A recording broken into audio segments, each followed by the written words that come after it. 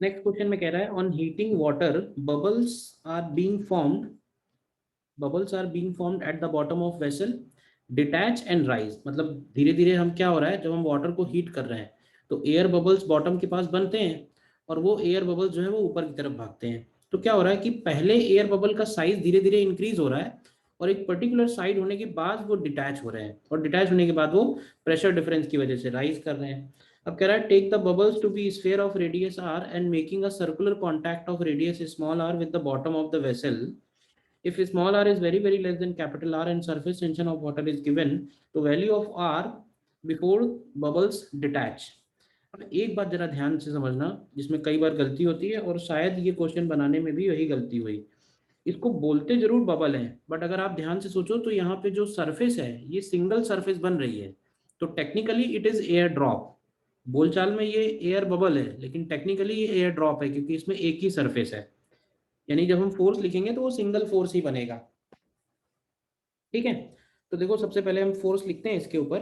तो लेट से हम एक एयर ड्रॉप का केस लेते हैं और इसमें से हम ये वाला पार्ट सपोज कर लेते हैं कि ये उसके साथ कांटेक्ट में है और कांटेक्ट में होने की वजह से ये बन रहा है। ठीक है, अब देखो लिक्विड का जो सरफेस टेंशन है उसकी वजह से इस बबल पे जो फोर्स लगेगा वो टेंजेंशियली नीचे की तरफ लगेगा। मतलब इसको थोड़ा सा डायग्राम में दिखाना डिफिकल्ट है बट ये सारा फोर्सेस इस तरह से आएगा। ठीक है, अच्छा ये जो फोर्स है ये इसके नॉर्मल के परपेंडिकुलर आएगा। तो अगर हम यहाँ पे एक लाइन ड्रॉ करें, ध्यान से देखिएगा, तो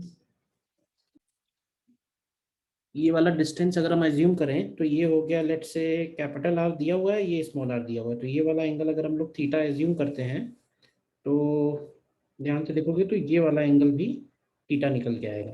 यानी ये जो फोर्स है इस फोर्स को लिखेंगे T into two pi small r और इस फोर्स का जो वर्टिकल कंपोनेंट बनेगा वो बनेगा T into two pi small r sine theta.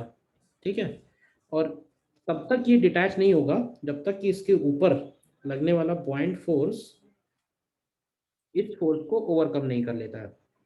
तो डिटैच होने वाली कंडीशन में एफ के इक्वल करते हैं, ये बनेगा T into two pi small r sine theta की वैल्यू लिखेंगे तो small r upon capital R और पॉइंट फोर्स की वैल्यू अगर डालें तो हम इसको कंप्लीट स्फीयर की तरह ट्रीट कर सकते हैं because capital R is very very greater than small R. तो 4/3 pi R cube into density of water into G. तो आप देखो यहाँ से हमको इसमें स्मॉल आर चाहिए था तो कुछ कैंसिल हो रहा है, 2 पाई कैंसिल हो रहा है। ठीक है, आर स्क्वायर की वैल्यू अगर लिखें तो ये हो जाएगा 2 r⁴ rho W G and divided by T आ रहा है देखिए तो। हाँ, तो अगर आर चाहिए होगा तो आर स्क्वायर बाहर आएगा, बाकी सब अंडर रूट के अंदर जाएगा। ये हो जाएगा 2 रो डब्ल्यू इंटू जी अपॉन टी के इक्वल आएगा। ठीक है ना, एक्चुअली जो क्वेश्चन डिजाइन हुआ उन्होंने बबल के लिए इस फोर्स को कर दिया डबल। अब अगर हम ये वाला फोर्स डबल कर देंगे तो ये 2 नहीं आएगा आंसर में, तो फिर ऑप्शन ए मैच कर जाएगा। लेकिन ये बबल बोलते जरूर हैं but technically it is drop, single surface of liquid बन रही है।